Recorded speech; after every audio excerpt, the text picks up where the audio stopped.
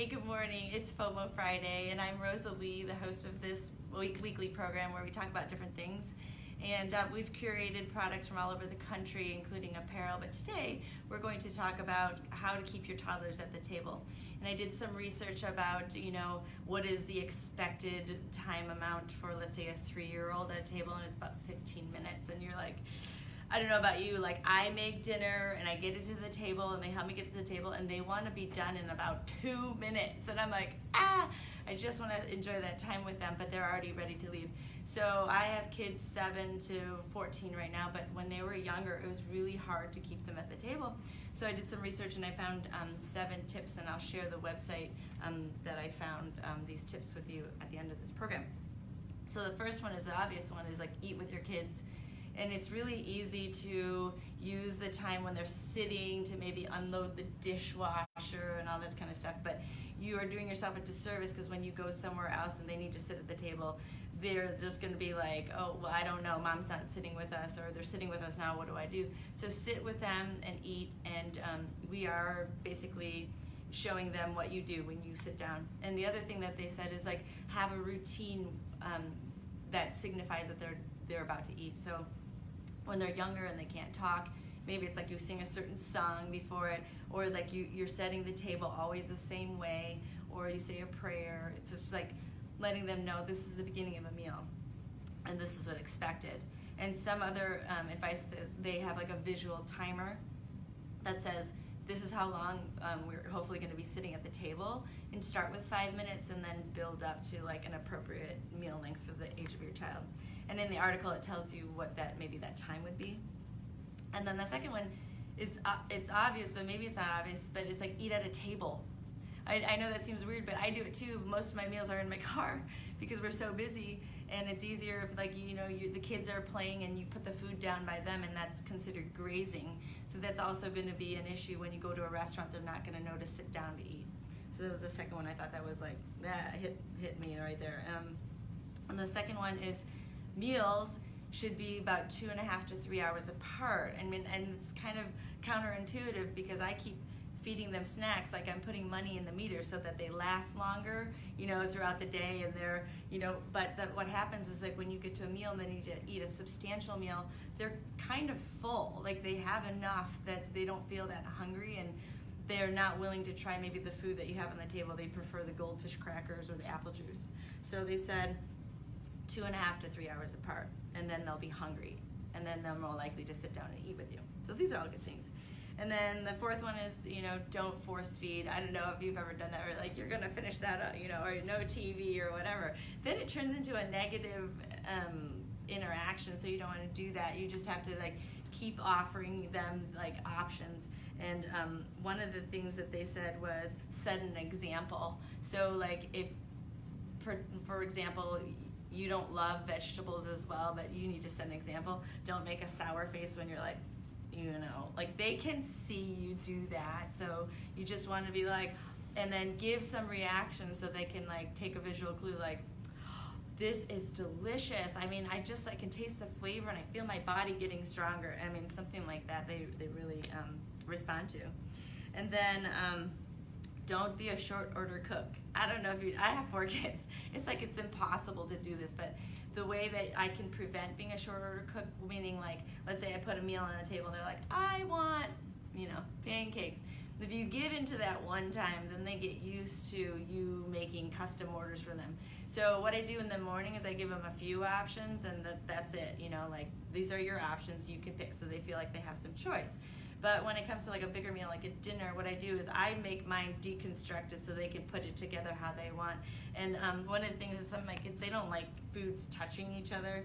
So like there's all these like cool plates out there that are like divided. So like, the vegetables don't touch the starch, don't touch the meat. And this is a really fun one from Easy Peasy, and it's silicone. And the funny story about this company is they had developed this food mat, and then they're like, oh, it's cool, like the idea is like it's a happy place and it's like interesting to look at. But what they didn't realize that when they stuck it on the table, it actually suctions to it. So that's nice for those little hands that want to like push the plate away. So it suctions on there. and it also comes in a bowl. And these are nice sizes that you can actually bring traveling as well. It comes in its own little travel kit, so that's nice. And it's nice that these can go into the dishwasher, you can hand wash them, you can put them in the freezer, you can put them in the oven. So, I mean, it's like a really practical piece. So, being a short order cook, the one way to prevent that, they said, is to have a preferred food option always at the table. So I always do that. I know my kids always like pasta, they always like bread. So whatever I'm making, I know that there is a preferred food there, so I'm not ending up getting up and making a completely new meal. So I wanted to show you some of the fun things that, you know, maybe that you're just like starting to get them interested in sitting at the table. And there's a company in Ann Arbor, this is Constructive Eating. They're an Ann Arbor-based company, and they created this product years ago, and we've carried it for a long time. And basically, they created like the different utensils. This is a pusher, and this is a spoon and a fork, and the pusher is used to like push the food onto the fork or spoon, so that helps them eat. They also have a plate right now where we're out of stock. We need to restock. But what we did this week is we went to their corporate offices and picked up their newest eating utensil set, which is the Constructive Eating Dino set. And you can see there's like 3 different dinosaurs represented there. It's easy to hold. And then the plate that goes with it, similar to the construction site, is this like Constructive Eating. It's got dinos all around, and you've got places where like the fork can go slide in there and maybe get some of those tricky, sneaky foods that try and get away from you there. And it's teaching them to use the different sizes of the plate to, you know, capture their food. So that's a cool product that I wanted to show you. That's new in our store, and they just released that.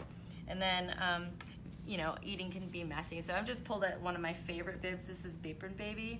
And what I like about this bib is that you've got like really good coverage, and it covers the shoulders, because inevitably, you know, you're wearing a bib, they're gonna get it here. And it's nice that it secures all the way in the back, so it's not moving, and it's super soft.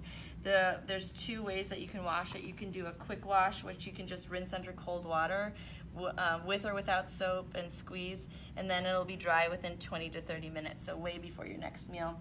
And then you can also deep wash it, so you can send it through the machine wash cycle at least once a week during periods of daily use to catch anything that might have, you know, you missed at the sink.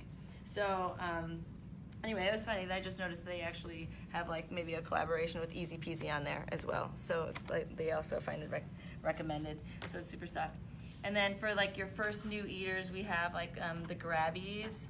And so they can't hold on to the traditional big forks like we can. Their hands are not that you know, developed yet. So we have like these utensils. This is the grabbies, and you can see it's just their size. And this little cloud shape right here prevents them from sticking it too far into their mouth and choking them. So it gives them the confidence to like grab it like this and stab their fork and eat it. So there's a spoon and a fork and a spoon that you can get in various colors, the grabbies. And then I've done this one like several times, but this is really a game changer, because the last thing you want to do is have a meal and then somebody spill an entire drink over the table. And then you have to stop, and then you're like, oh, I've ruined that routine. So this again is the Wow Cup. It's 360 degrees of drinking all around, so that sounded funny.